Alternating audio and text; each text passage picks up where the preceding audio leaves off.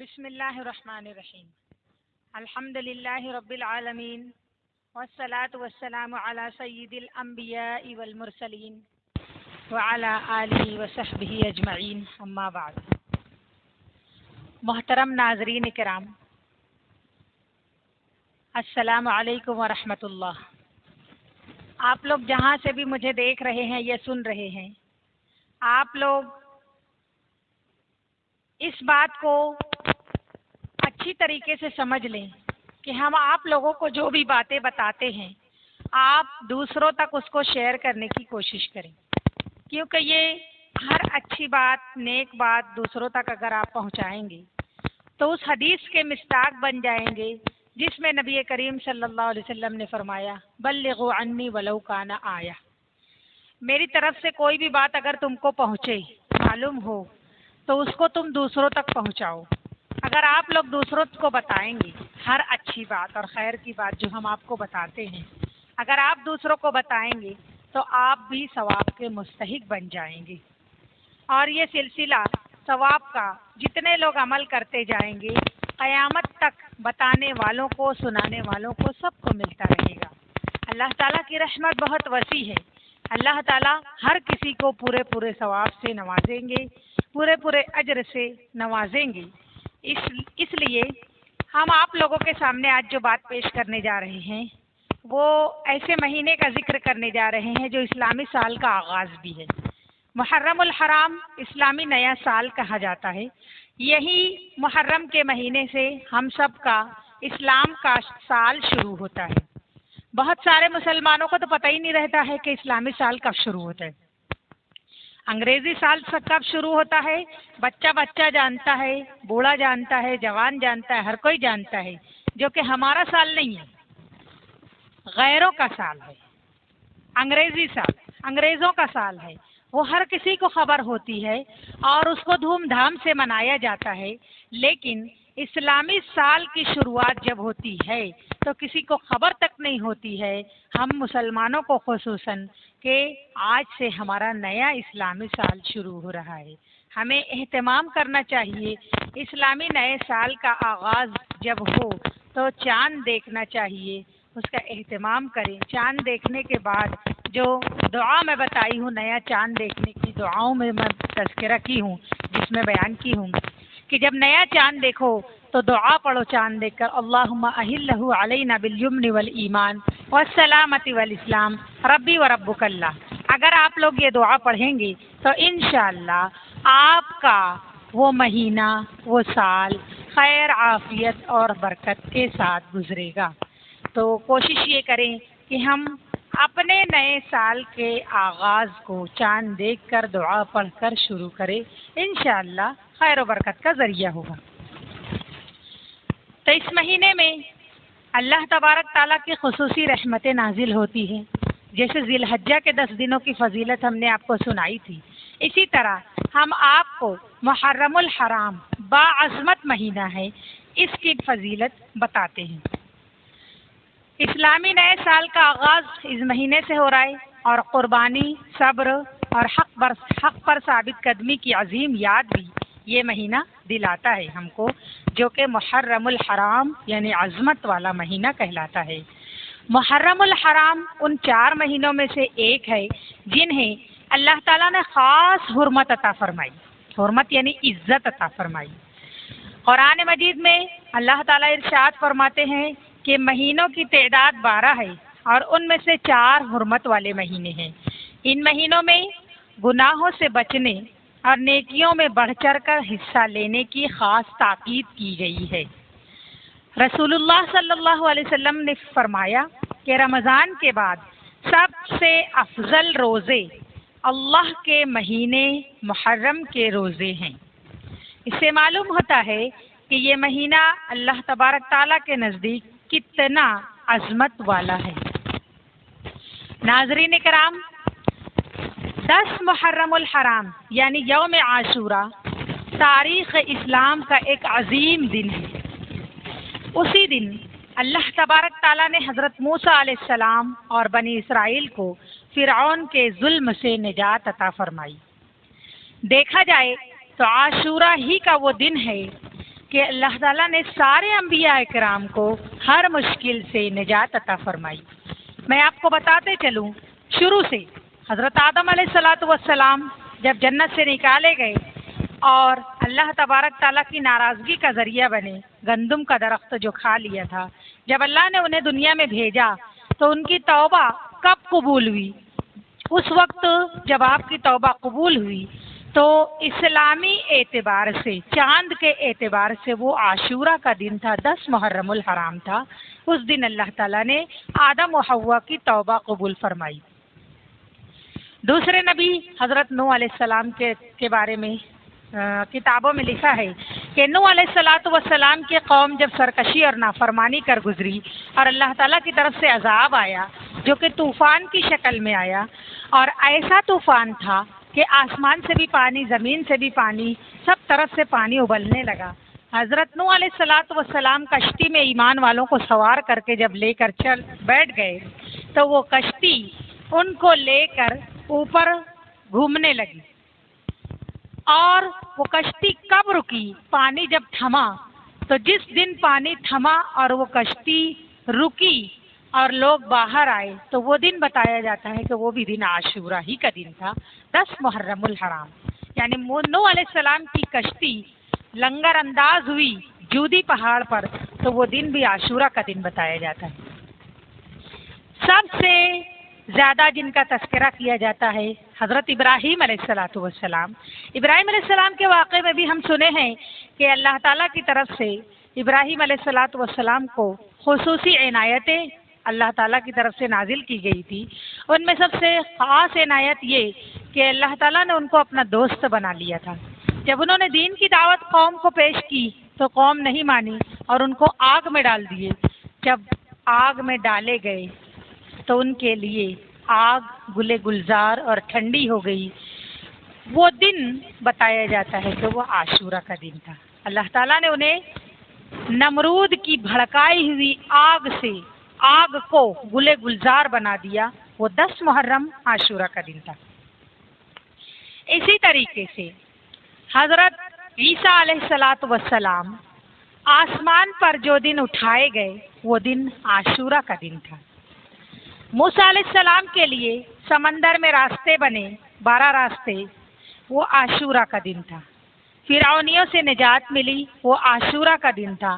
اسی طرح یونس علیہ الصلاۃ والسلام جو کہ اللہ کے برگزیدہ نبی تھے، وہ مچھلی کے پیٹ سے جو دن باہر نکلے، اللہ تعالیٰ نے ان کی توبہ قبول فرمائی اور مچھلی کے پیٹ سے باہر کیا تو وہ بھی عاشورہ کا ہی دن تھا۔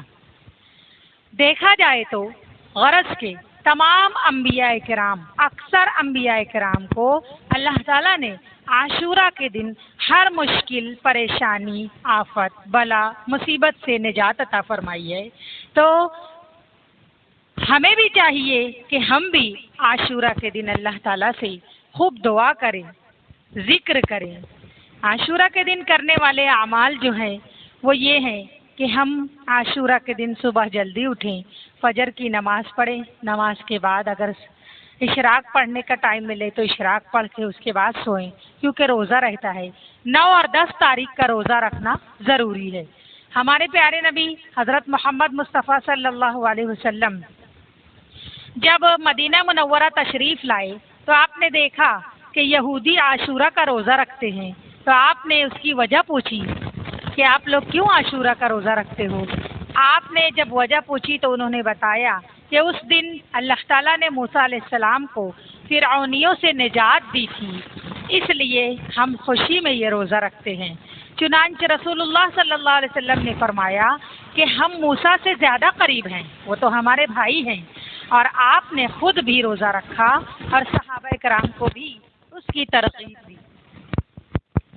تو ہمیں روزہ رکھنا چاہیے، مگر علماء لکھتے ہیں کہ صرف 10 تاریخ کا روزہ نہیں رکھنا ہے، کیونکہ یہودیوں سے مشابہت کرنے منع کیا گیا ہے، تو اس لیے ہمیں 9 اور 10 تاریخ کا روزہ رکھنا ہے۔ اگر کسی کی آنکھ نہیں کھلی، 9 تاریخ کو نہیں رکھ پائی، یا ناپاکی کی وجہ سے نہیں رکھ پائے، یا کسی اور وجہ سے نہیں رکھ پائے 9 تاریخ کا روزہ، تو 10 کے ساتھ 11 تاریخ کا روزہ ملا لو۔ ایک روزہ مت رکھو تاکہ یہودیوں سے مشابہت نہ ہو. 9 اور 10 کا روزہ رکھو یا 10 اور 11 کا. اچھا، عاشورہ کے دن کرنا کیا ہے وہ میں آپ کو بتاتی چلوں کہ صبح اٹھ کر جب بھی سو کر اٹھے تو آنکھوں میں سرما لگا لے. علماء لکھتے ہیں، کتابوں میں لکھا ہوا ہے کہ جو شخص سرما لگائے گا عاشورہ کے دن اسے سال بھر آشوب چشم سے حفاظت رہتی ہے. اس لیے سرما لگا لینے کا اس نیت کے ساتھ کہ سرما لگانا سنت ہے. آپ بولیں گے روزہ رکھ کے سرما لگا سکتے تو بالکل لگا سکتے، کیونکہ سرما لگانے سے ہمیں کوئی غذا نہیں ملتی ہے یا پیٹ میں کوئی چیز داخل نہیں ہوتی ہے، اس لیے سرما لگا سکتے. تو ہمیں اس کی فضیلت معلوم ہوئی کہ آشوب چشم سے حفاظت ہوگی، اور سرما لگانا ایسے بھی سنت ہے. سنت نبوی کی نیت سے لگائیں گے تو اور زیادہ ثواب. اسی طرح سرما لگانے کے علاوہ یتیم بچے اگر ہیں اپنے آس پاس کہیں تو یتیم بچوں کے سر پر ہاتھ پھیرنا چاہیے. علماء کرام لکھتے ہیں کہ یتیم بچوں کے سر پر ہاتھ پھیرنے سے سر پر جتنے بال ہیں ان بالوں کے برابر نیکیاں ملتی ہے. ہر کسی کو اس کی نیت کے اعتبار سے نیکی کتنی ملتی ہے یہ نہیں معلوم، لیکن جتنے سر کے اندر بال ہیں، اوپر بال نظر آ رہے ہیں، بالوں کے برابر اللہ تبارک تعالیٰ نیکی عطا فرماتے ہیں. کیا مشکل ہے، یتیم کے سر پر اگر ہاتھ پھیر دیے تو بیٹھے بٹھائے آسانی سے اتنی نیکی مل گئی. اسی طرح صدقہ، خیرات اور غریبوں اور یتیموں کو کھانا کھلانا چاہیے. اس دن 10 تاریخ کو خاص طور پر اہتمام کرنا چاہیے روزہ افطار کرنے کا. اس دن علماء لکھتے ہیں کہ دسترخوان وسیع کرنا چاہیے. 10 تاریخ کو عاشورہ کا دن جو کہلاتا ہے، جو شخص اپنے دسترخوان کو وسیع کرے گا اپنے گھر والوں کے لیے، یعنی اچھی چیز پکا لینا چاہیے. وسیع کرنے سے مراد یہ ہے کہ اگر روزانہ ایک چیز بنتی ہے تو اس دن 2 چیز بنا لو، 3 چیز بنا لو تھوڑی تھوڑی. تو دسترخوان وسیع کرنے سے مراد یہ ہے کہ اچھی غذا، اچھا کھانا، اچھے پھل فروٹ وغیرہ انتظام کر دیں گے گھر والوں کے لیے، تو اللہ تبارک تعالیٰ سال بھر اس شخص کی روزی میں برکت عطا فرماتے ہیں. تو یہ جو ہے یہ سارے کام جو ہے تو مستحبات میں سے ہیں، کرنا چاہیے. اگر ہم کریں گے تو ہمارے لیے ہی فائدہ ہے. تو میں بتا رہی تھی آپ لوگوں کو کہ روزہ رکھنا سنت ہے. ہمارے نبی روزہ رکھے تھے اور صحابہ کرام کو بھی اس کی تاکید فرمائے ہیں. لیکن ایک بات میں بتاتی چلوں کہ جب محرم کا ذکر ہوتا ہے تو ایک اور عظیم واقعہ ہمارے سامنے آتا ہے، اور وہ ہے کربلا کا واقعہ.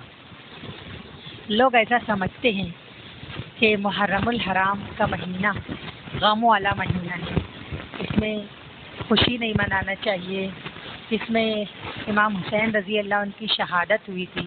ایسا کچھ نہیں. شہادت جب ہوئی تھی تب ہوئی تھی، 1400 سال گزر گئے، اور سوگ آج تک منایا جا رہا ہے. حدیث پاک میں آتا ہے کہ سوگ 3 دن سے زیادہ نہیں منانا چاہیے، اور ان لوگوں کو اتنے صدیاں گزر گئی آج تک لوگ ان کا سوگ منا رہے ہیں. یہ کہاں سے ثابت ہے؟ بلکہ محرم کا مہینہ تو بابرکت مہینہ ہے. اس مہینے میں تو خوشیاں منانی چاہیے. اللہ تعالیٰ کی طرف سے خصوصی عنایتیں ہوتی ہیں. خوب اچھی اچھی دعائیں مانگنی چاہیے، صدقہ خیرات کرنا چاہیے، ذکر الہی میں مشغول ہونا چاہیے. تو کربلا کے نام پہ غم لے کر بیٹھ جاتے اور بولتے نیا کپڑا نہیں پہن سکتے، مہندی نہیں لگا سکتے. یہ سب غلط باتیں ہیں. ایسا کچھ بھی نہیں ہے. مہندی بھی لگا سکتے، شادی بیاہ بھی کر سکتے اس مہینے میں. اس مہینے میں جو کام تم کو اچھا بڑا جو کام کرنا ہے تو تم شروعات کرو اسلامی نئے سال محرم سے، کیونکہ بڑا باعظمت مہینہ ہے. اللہ نے اس کا نام ہی رکھا ہے محرم الحرام. حرام کا مطلب ہے باعظمت، بہت عظمت والا مہینہ ہے. اس لیے اپنے ہر کام کی شروعات اسلامی نئے سال محرم سے شروع کرنا چاہیے، نہ یہ کہ غم منانا چاہیے. اگر تم سال کی شروعات سے ہی غم منائیں گے تو پورا سال پھر غم اور تکلیف میں ہی گزرے گا. کیونکہ کسی بھی کام کی ابتدا جیسی ہوتی ہے اللہ تعالیٰ اس کو آخر تک ویسا ہی بنا دیتے ہیں. اس لیے ہمیں کربلا کا نام سن کے غم زدہ نہیں ہونا چاہیے. وہ تو بڑی شہادت کے مستحق ہو گئے. امام حسین رضی اللہ عنہ نواسہ رسول، ان کو تو اتنی بڑی شہادت ملی. ان کے گھر والوں کو ایسی شہادت اللہ ہم سب کو نصیب فرمائے. کیونکہ شہادت کا ملنا بہت چھوٹی بات نہیں ہے، بہت بڑی بات ہے۔ شہادت کے بدلے میں اللہ صرف اور صرف جنت عطا کرتا، تو وہ تو ان لوگوں کی تو آخرت بن گئی، وہ تو بنا لیے اپنی، اور ہم خرافات میں ہی لگے ہوئے ہیں۔ دیکھا جاتا ہے تو کوئی ملیدہ بنا رہے، تو کوئی حلوہ بنا رہے، تو کوئی کھچڑا بنا رہے، نہ جانے کیا کیا بدعات، رسومات، خرافات ہوتی ہے۔ ہمارے نبی کے دور میں یہ سب کچھ نہیں ہوا، نبی کے بعد بھی صحابہ کے دور میں، تابعین کے دور میں، تبع تابعین کے دور میں کچھ بھی نہیں ہوا۔ یہ سب ہم کیوں بناتے ہیں اس کا اس کا دیکھی دیکھا؟ یہ سب غلط ہے۔ گناہ کا کام اگر ہم کریں گے تو ہم بھی گناہ گار ہو جائیں گے، جن کا دیکھ کر رہے وہ بھی گناہ گار ہوں گے۔ اس لیے ہر اچھے کام کی شروعات اگر اچھے طریقے سے ہم کریں گے تو انشاءاللہ ہمارا سال بھی خیر عافیت سے گزرے گا۔ تو کربلا صرف ایک جنگ کا نام نہیں ہے، بلکہ حق اور باطل کے درمیان ایک عظیم معرکہ ہے۔ یہ ہمیں سکھاتا ہے کہ مسلمان کو حق بات پر قائم رہنا چاہیے، چاہے کتنی ہی مشکلات کیوں نہ آ جائیں، کیونکہ رسول اللہ صلی اللہ علیہ وسلم کے نواسے جو آپ حضرت علی کے اور حضرت فاطمہ کے بیٹے تھے، امام حسین رضی اللہ عنہ، امام حسن رضی اللہ عنہ، رسول اللہ صلی اللہ علیہ وسلم کو امام حسن اور امام حسین سے بے حد محبت، بہت پیار کرتے تھے۔ تو ان کا واقعہ اس مہینے میں پیش آیا تو ہمیں یہ نہیں سمجھنا ہے کہ بیچارے شہید ہو گئے ہم غم منائیں، نہیں، یہ دیکھنا ہے کہ وہ کس کے لیے شہید ہوئے، کیا مسئلہ تھا۔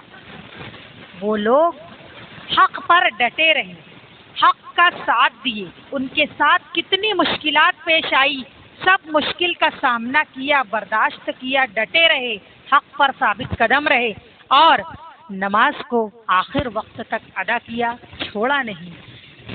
تو امام حسین رضی اللہ عنہ کی شہادت ہمیں یہ یاد دلاتی ہے محرم الحرام کے مہینے میں کہ ہم بھی چاہے جتنی بھی مشکل پیش آ جائے، اللہ تعالیٰ کے اوپر بھروسہ جو کرتے ہیں ہم اس بھروسے کو ٹوٹنے نہ دیں، ہم اللہ کی ذات پر ہی بھروسہ رکھیں، غیر اللہ کے نام پر ہم کسی اور سے نہ مدد مانگنے لگے بلکہ اللہ تعالیٰ ہی سے مدد مانگے، کیونکہ اللہ ہی دینے والا ہے اور لینے والا ہے۔ تو حضور پاک صلی اللہ علیہ وسلم کو تو ان سے بہت محبت تھی۔ ایک مرتبہ رسول اللہ صلی اللہ علیہ وسلم نے فرمایا، حسن اور حسین جنتی نوجوانوں کے سردار ہیں۔ یہ امام حسین رضی اللہ عنہ کی عظمت اور مقام کو بیان کرنے کے لیے کافی ہے کہ یہ جنتیوں کے سردار ہیں۔ وقت گزرتا گیا اور اسلامی دنیا میں سیاسی حالات بدلنے لگے، ایسے حالات پیدا ہوئے جن میں حق اور انصاف کی آواز کو دبانے کی کوشش کی جانے لگی۔ امام حسین رضی اللہ عنہ نے محسوس کیا کہ اگر وہ خاموش رہے تو امت میں حق اور باطل کی تمیز مٹ سکتی ہے۔ اسی لیے آپ نے ظلم اور ناانصافی کے سامنے سر جھکانے کی بجائے حق کا راستہ اختیار کیا۔ جب امام حسین رضی اللہ عنہ اپنے گھر والے اور اپنے ساتھیوں کے ساتھ سفر پر روانہ ہوئے تو شاید دنیا کو اندازہ نہیں تھا کہ تاریخ کا ایک ایسا باب لکھا جائے گا جسے قیامت تک یاد رکھا جائے گا، کسی کو خبر نہیں۔ کربلا کی سرزمین پر امام حسین رضی اللہ عنہ کا قافلہ پہنچا، دوسری طرف 1000 لشکر موجود تھا۔ ایک روایت میں آتا ہے کہ 10,000 کا بڑا لشکر موجود تھا۔ حالات سخت ہوتے گئے، پانی تک کی رسائی روک دی گئی ان لوگوں پر، شدید گرمی، پیاس اور بھوک کے باوجود امام حسین رضی اللہ عنہ اور ان کے ساتھی ثابت قدم رہے۔ کربلا کی ریت پر لکھ دی وفا کی داستاں، کربلا کی ریت پر لکھ دی وفا کی داستاں، حسین نے حق بچا لیا دے کر اپنی جان۔ پیاس تھی، تکلیف تھی، ہر سمت اندھیرا تھا، پھر بھی حسین کے لبوں پر شکر ہی شکر تھا۔ سر کٹا دیا مگر باطل کے آگے جھکنے نہیں دیا۔ اسی لیے حسین رضی اللہ عنہ آج بھی دلوں سے مٹے نہیں۔ ناظرین کرام، کربلا کا پیغام صرف غم منانا نہیں بلکہ اپنے کردار کو بہتر بنانا ہے۔ اگر ہم سوچ لیں، اگر ہم سچ بولیں گے انصاف کریں گے، والدین کی اطاعت گزاری کریں گے، نماز کی پابندی کریں گے اور ظلم سے بچیں گے، تو یہی امام حسین رضی اللہ عنہ کی قربانی کا حقیقی پیغام ہے۔ اس لیے میں آپ لوگوں سے اور تمام ہی ناظرین و سامعین سے گزارش کرتی ہوں کہ ہمیں ہمیشہ حق بات پر ڈٹے رہنا ہے، چاہے جتنی بھی مشکلات کا سامنا ہو، حق کا ساتھ نہیں چھوڑنا ہے، اللہ پر بھروسہ نہیں توڑنا ہے، ہمیشہ اپنے اللہ کو سامنے رکھ کر کہ ہم راضی ہیں اس میں جس میں تیری رضا ہے اللہ، تو اپنے اللہ تعالیٰ کی ذات پر بھروسہ رکھتے ہوئے، اپنے اللہ تعالیٰ کی ذات پر ایمان رکھتے ہوئے ہم حق کا ساتھ دیں گے، ہمیشہ سچ بولیں گے، ماں باپ کے فرما بردار بن کر زندگی گزاریں گے، نماز کی پابندی کریں گے، ظلم سے بچیں گے، کوئی اگر ظلم کرے گا تو اس کو روکیں گے، تو انشاءاللہ العظیم ہم امام حسین رضی اللہ عنہ کی ساتھ قیامت کے دن ان کی صف میں کھڑے ہونے کے مستحق ہو جائیں گے۔ اللہ تعالیٰ سے دعا ہے کہ اللہ تعالیٰ ہم سب کو کہنے سننے سے زیادہ عمل کی توفیق عطا فرمائے۔ آمین ثم آمین یا رب العالمین۔